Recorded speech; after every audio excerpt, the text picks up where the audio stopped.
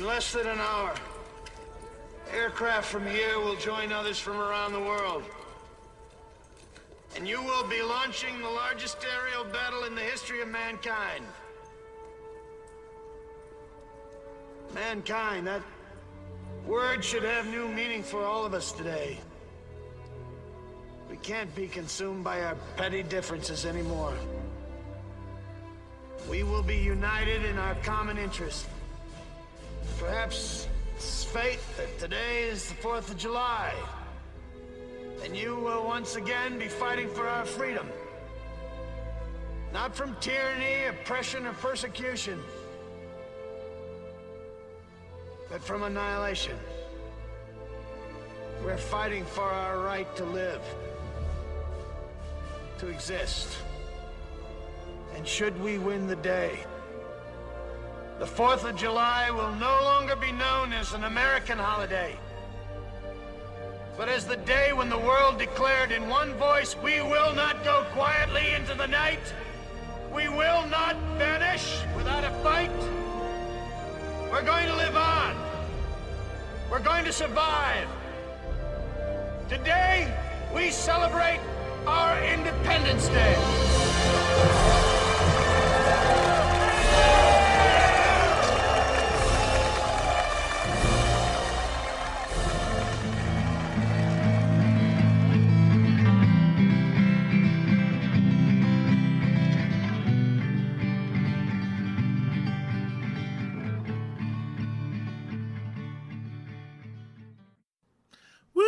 That's right, motherfuckers. I'm back. I Bought a Microphone is done with its hiatus, at least for now. I'm trying to think of a new name because I Bought a Microphone. I don't know. It's wordy is the problem. Like, I need something a little punchier. I want anyway, something a bit punchier. But anyway, that's not really, here nor there. It's so great to be here again with you guys. Thank you for your patience and for coming back, those of you who have, and those of you who are here for the first time. It's awesome. I'm so glad to have you. And thank you, Great Bill Pullman, for your intro from the fantastic movie ID4, which had such a horrible sequel. Oh my god. Resurgence? Man, fuck that movie. Oh my god. I was so disappointed. So disappointed in it. I'm glad I didn't pay anything for it, but, still. It was god-awful. Couldn't even finish it. Don't even know how it ends. I don't care. But the first one, it's a great little sci-fi romp with a lot of fun and a nice little cameo with Brent Spinner. And, it's good times.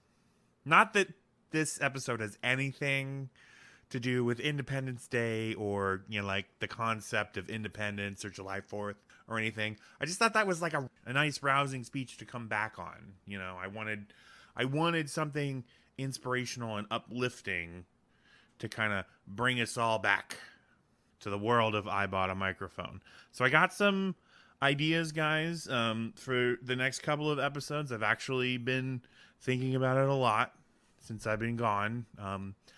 There was a brief dark period where I was like, maybe I'm done with this, but honestly, I'm not. I got some ideas. I got a couple of movie reviews I'm doing with my friends. I got 2 I did with Tim, which will be in future episodes. I've got 1 upcoming that I'm doing with a buddy of mine. Colin, he actually wrote and did the guitar work for the song Night Chords Entranced, which I did as a one of our one-man karaoke's, and is actually his work is our theme song. If you've ever noticed, I intro with a little dark guitar riff from that chord for blah, blah, blah, blah, blah, blah, blah, blah. If you've ever noticed, the episodes are always introed with a little guitar work, and that's my buddy Colin. So we're going to talk about a little movie. I'm not going to spoil it for you here, but I think it's going to be some fun for you. So those are something that you can look forward to A couple of other things in my head swirling around that I haven't quite free-formed yet, but I've actually started putting a bit more effort into things. Like when I talk about them, I research them a little bit and, whatnot. So I'm trying to be a better host to all you guys out there. Thank you for bearing with me. But the anal retentive side of my nature cannot let me continue without finishing what I started before my hiatus. So I'm going to finish my series on books right now. Series on books. The series that I started, I'm going to finish it now. And then we'll go into the other stuff over the next couple of weeks. And then we'll see what happens from there. So I'm glad that you guys are back. I'm excited. I want to see what happens. I'm ready and raring to go. So, starting with the Chronicles of Amber. So I'm not going to do 2 episodes on this. Because honestly, when I started researching the Chronicles of Amber, turns out I don't remember a lot.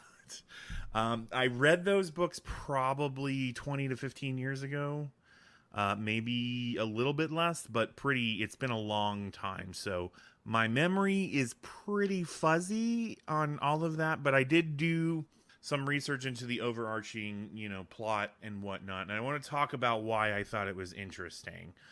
And why I think you should read it if you haven't, especially if you're a fan of science fiction, like I am. I'm a big sci-fi buff, so it's all really cool for me. So it's written by Roger Zelazny. If you don't know who he is, you should look him up. He's a pretty prolific science fiction writer. One of the influences for Neil Gaiman, if you're a big fan of him, like this dude is, he's off the charts, like amazing. Like, he's not necessarily the most, beautiful prose creator or anything, but as far as ideas for things for, science fiction fantasy, he is almost unparalleled, or at least paralleled by the greats. Like, I'd put him up there with, fucking Isaac Asimov and fucking Heinlein and all of that. Like, the dude is amazing. I've read a lot of his books, but these were definitely the ones that stood out the most for me, just because I think the whole concept of the idea, the concept of the Chronicles of Amber is really neat. Okay, so I might have touched on this in an earlier episode. It's been a couple of months, so forgive me if I'm retreading ground, but the reason, this is why I think you should read them, and this is, kind of the whole deal here. So, man, I've got this kind of weird kinetic energy right now. I like it. So, Amber, right, is set at one edge of reality. And on the other side of Amber is the realms of chaos. So Amber represents order, and then there's the courts of chaos, right? And in between them are all the multitudes of universes and planets that could possibly exist. And they are, in their own way, every world that exists, including our own, is a reflection of chaos and order. A reflection of Amber and the courts. Right? And each realm, Chaos and Amber, have a royal family, and they have a, eons long feud with each other. And so, focusing on Amber, right? The way you travel between worlds, it's called shadow. Each world is called a shadow because it's a pale reflection. It's a shadow of the true world, which is Amber, right? So in order to travel between worlds, you kind of got to, it's called shadow walking. You have to remember, essentially, You have to envision different pieces and different facets of the world that you need to get to. You can't do it all at once. You kind of have to do it in pieces. You have to physically travel in order to metaphysically or, multi-dimensionally travel. So as you physically travel, then the world begins to slowly change and shift around you and become closer and closer and closer to the true world, which is Amber. Or alternatively, you can go the other way and again, traveling, shadow walking, you can get into crazier and crazier and crazier dimensions, getting closer and closer and closer to the courts of chaos.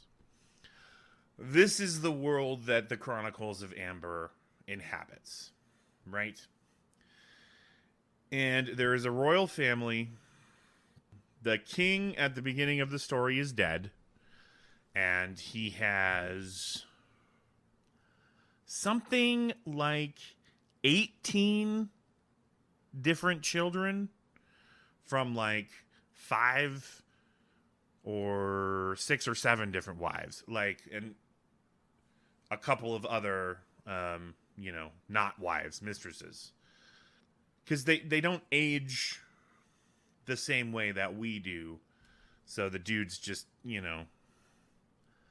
he's got all eternity to do all the fucking that he wants, essentially.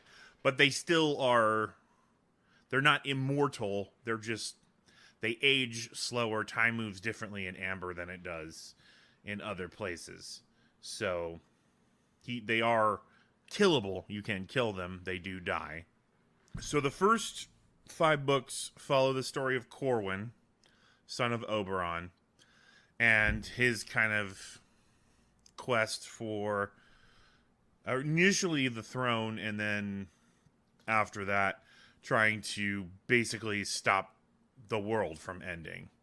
Essentially, Amber and the Courts of Chaos, again, are on opposite sides of the universe, or on opposite ends of the pendulum, if you will. And if one is destroyed, then all of the multiverse in between them is wiped out. All of those planets and all of those peoples and all of those universes and everything that everyone could possibly dream in every shadow of Amber is gone. And all that remains is the Courts of Chaos. So, obviously, that's a bad thing. So he starts with a quest for the crown, and then it becomes a quest to stop the world from ending. There's a couple of interesting concepts. The royal family of Amber walk what is called the pattern. And the pattern is a sort of 2-dimensional representational of a 3-dimensional concepts. It sits in like the dungeon of the castle, and it's drawn that's so that you can walk it, kind of like a maze, except that it has it's got some twists and turns into it, but really it all leads into the same place. And once you get to the center of the pattern, you are now able to shadow walk. You are able to travel between the dimensions, but also you're able to teleport yourself anywhere in the multiverse that you want. It's one of the rewards for completing the pattern. The Courts of Chaos have a similar construct called the Logris, which is basically a maze of insanity that their royal family has to walk, but we're not going to get into that right now. So anyway, all of that seems pretty cool, right? Like, even just that I'm talking about, like, that's really interesting, right? I mean, it's a really cool idea, and the story goes, again, it's fucking 10 novels, and it's really cool. The first 5 are on Corwin, trying to, like I said, throne, save the world, whatever. The second 5 are on his son, Merlin, who is half from Amber and then his mother was from the courts of chaos, and is actually, through a complicated process, is actually the great-great-grandson of Corwin's brother, which would also make Merlin's great-great-grandfather his uncle. But, you know, it's fucking royal families, man. Inbreeding. It's not new. It happens. And then Merlin's story is more like, I don't know, a quest for a magical sword or whatever. Like, it's constantly looking for more and more powerful items, because Merlin is a wizard, and there's some kids have magic in this world, some kids don't. This guy does. And he's on a quest for more and more powerful items to counter the powerful items that the Courts of Chaos have, and blah, blah, blah, blah, blah. It's all, you know, a quest to stop the end of the world, and, or the universe, in this case. Again, like I said, when I started researching it, I realized how much I had forgotten, and just how much I really enjoyed and how much I remember of it was, like, so cool. And that's, like, the stuff, some of what I just said I remembered, some of it I had to look up again, because it's not exactly simple to describe, now is it? As you read through the stories, all of that stuff is introduced to you, you know, very gradually, and it's very organic, kind of, though some of it is, of course, expository. It has to be in a story like that, but it's all very, very, very, very, very cool. I cannot recommend this series enough. If you are a fan of fantasy or sci-fi, you will get nothing but entertainment out of it. Like, it's amazing. I love it. And I kind of, after researching it, I kind of want to read it again. I got so much more shit to read, but honestly, I kind of want to read them again. And, you know, none of them are over 300 pages or just around 300 pages, so they're all quick reads. And, I mean, if you read the first one and it's not your deal, then you're not missing anything. If you read the first one and you're interested, there's fucking 9 more to go, bro. That'll just fucking have you captivated. So, I would say that if you're like, man, I don't know about reading a 10 series book, the first 5 books, The Chronicles of Amber, with Corwin, which are actually, you can usually find in 2 different volumes, Volume 1 and Volume 2. Volume 1 composes of the first 2 books, Volume 3 is the last 3 books. That's the stronger of the 2 halves. Is definitely better than Merlin's story, but I think they're both interesting. But if you have a limit on the number of books in a series that you read, I would recommend at least reading the first part of the Chronicles of Amber. Books 1 through 5. And, you know, I don't think you'll regret it. That's all I'm going to say. Now, the next topic that we're going to talk about is Neal Stephenson. Now, the dude is amazing in a way that I cannot possibly articulate. But I'm going to try. But first, I'm going to read you a quote from one of his books. He walked straight out of college and into the waiting arms of the Navy. They gave him an intelligence test. The first question on the math part had to do with boats on a river. Portsmouth is 100 miles upstream of Port Jones. The river flows at 5 miles per hour. The boat goes through water at 10 miles per hour. How long does it take to go from Portsmouth to Port Jones? How long to come back? Lawrence immediately saw that it was a trick question. You would have to be some kind of idiot to make the facile assumption that the current would add or subtract 5 miles per hour to or from the speed of the boat. Clearly 5 miles per hour is nothing more than the average speed. The current would be faster at the middle of the river and slower at the banks. More complicated variations could be expected at bends in the river. Basically, it was a question of hydrodynamics, which could be tackled using certain well-known systems of differential equations. Lawrence dove into the problem rapidly, or so he thought, covering both sides of 10 sheets of paper with calculations. Along the way, he realized that one of his assumptions, in combination with the simplified Navier-Stokes equations, had led him into an exploration of a particularly interesting family of partial differential equations. Before he knew it, he had proved a new theorem. If that didn't prove his intelligence, what would? Then the time bell rang, and the papers were collected. Lawrence managed to hang onto his scratch paper. He took it back to his dorm, tied it up, and mailed it to one of the more approachable math professors at Princeton, who promptly arranged for it to be published in a Parisian mathematics journal. Lawrence received 2 free, freshly printed copies of the journal a few months later, in San Diego, California, during mail call on aboard a large ship called the USS Nevada. The ship had a band, and the Navy had given Lawrence the job of playing the glockenspiel in it, because their testing procedures had proven that he was not intelligent enough to do anything else. Neal Stephenson, from the Cryptonomicon.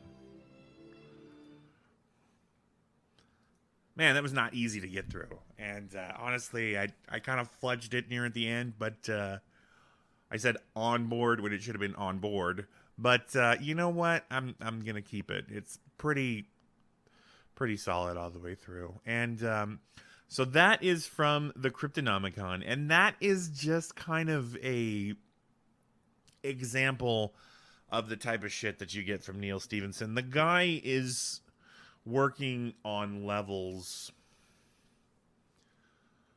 way above anything that I possibly work on. Like, he's got a book called Enanthem, which is about, you know, a regular world where there's normal people outside doing normal people things, but they also have these monastery type places where there's these people that devote themselves to higher learning, of studying, of, you know, incredible theoretical mathematics and, you know, procedures that are far beyond what anybody on the outside is possibly capable or would be willing to do. And the reason that they do this is because somebody has to, but these people inside these buildings have taken an oath, you know, to stay secluded inside, except for there are, you know, different levels. There's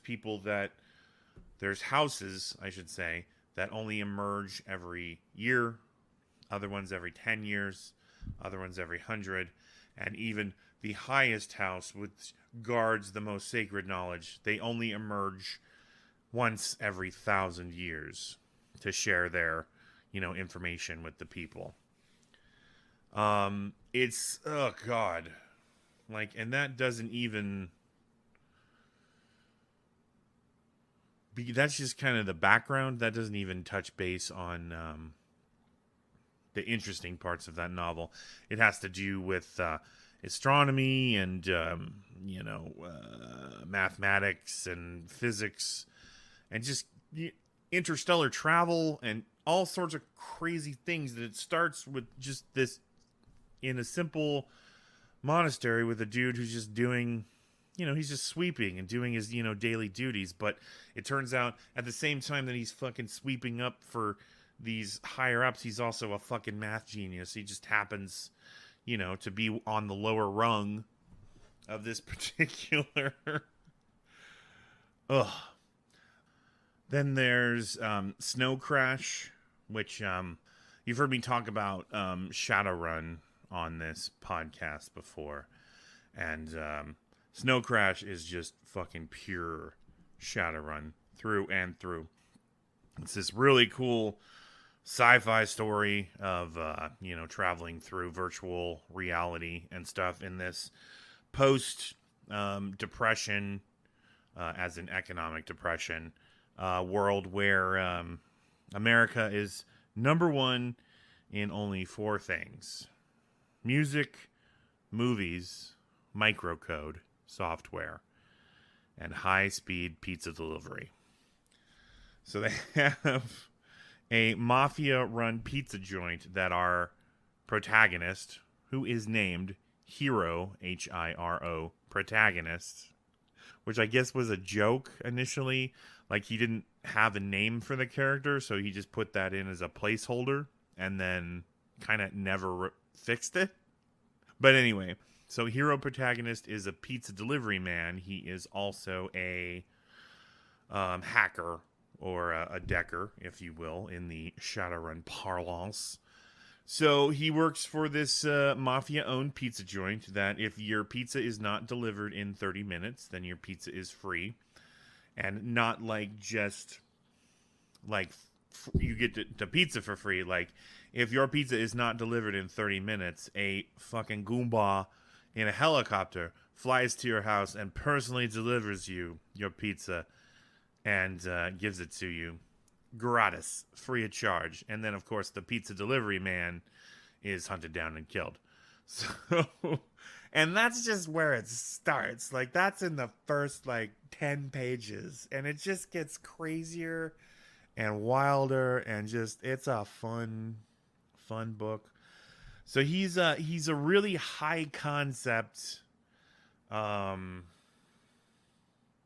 he's a real high concept, I guess he would be considered a sci-fi writer, definitely, though some of his stuff is contemporary. Still, he sets it in a science fiction world. There's what made me fall in love with him was a series of books that are historical fiction called the Baroque Cycle, which is just it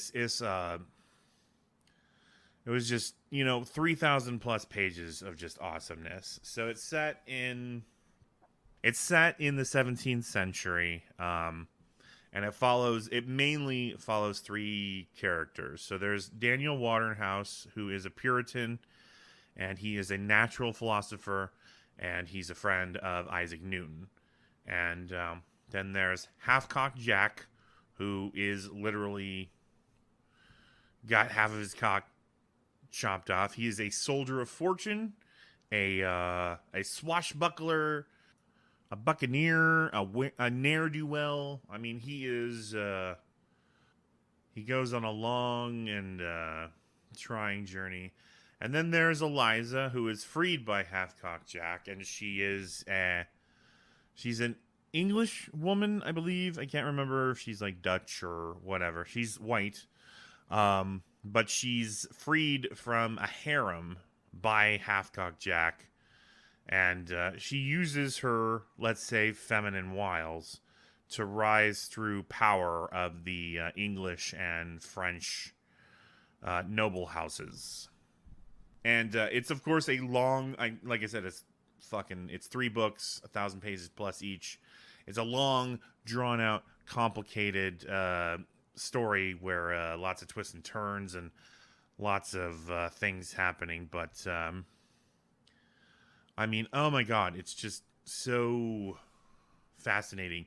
In the first, again, he likes to grab you right off the bat. In the first 20, 30 pages, he changes tense 3 times. He switches between present tense, past tense, and within going past tense, he switches into yet another tense. Oh my god. It's like I said, again, it's fascinating. It's so good. Cryptonomicon, which I read from you a piece of, is about a guy who's a computer science whiz, whose grandfather was a codebreaker in World War II. And it's a hunt for a lot of lost Japanese gold. It's a it's a longer book, but it's a fucking roller coaster ride all the way through. And you learn so many interesting things about, freaking and, and the most logical, non-religious reason for why you shouldn't masturbate I've ever heard. Like, it's just lots of crazy and very interesting stuff going on in this book and in all his books. Most recent one that I read was called Seven Eves, which is actually 2 books. It starts off with the end of the world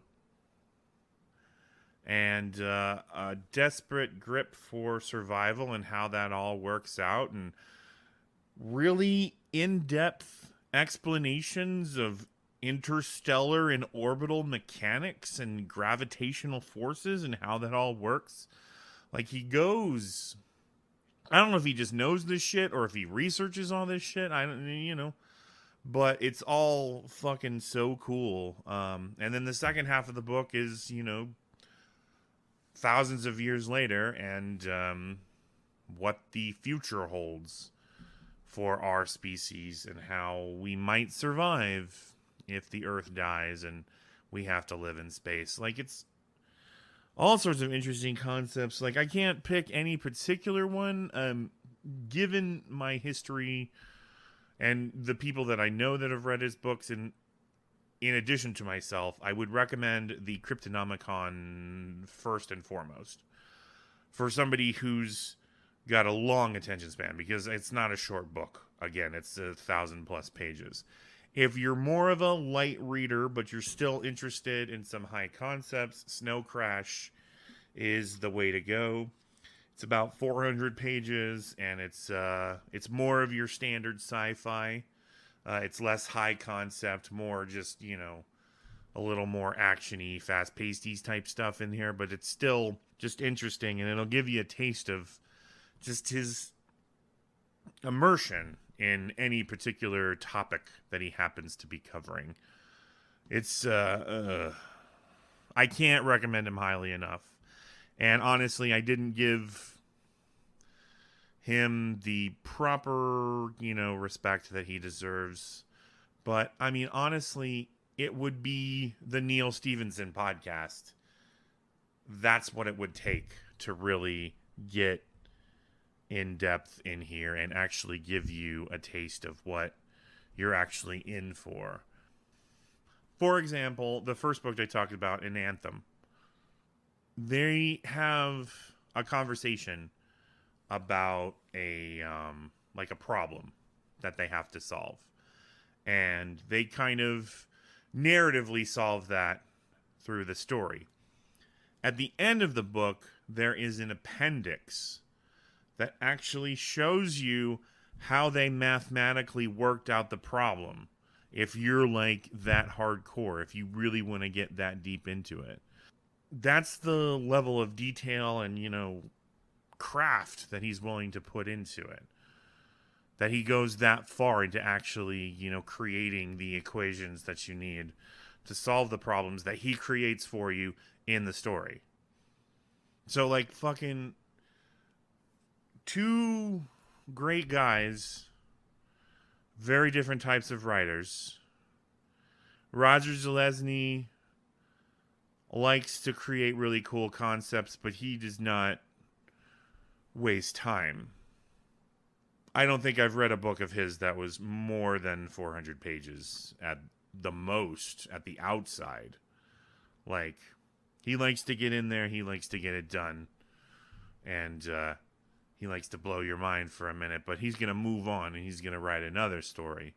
Neal Stephenson will spend years crafting this amazing, twisty, turny ride that you're also going to fucking learn something on. He's going to make sure that when you put this book down, you've learned something about silversmithing, or how to extract aluminum from fucking rocks, or how to, successfully navigate orbit around the Earth, and how to change orbit, and the effects that it takes to change from one plane to another, and fucking just shit like that. And I mean, that's the kind of stuff that I love. I love don't get me wrong. I talked about Terry Pratchett in here. I didn't learn any math from Terry Pratchett, but I fucking love his stories, and I connect with those on an emotional level more than I do with any of Neil Stephenson's books.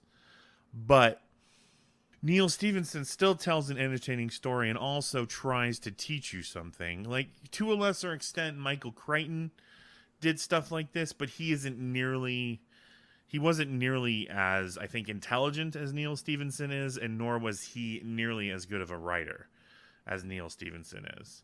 And I've read plenty of Michael Crichton books, so I've got my I've done my research. I know this to be a fact.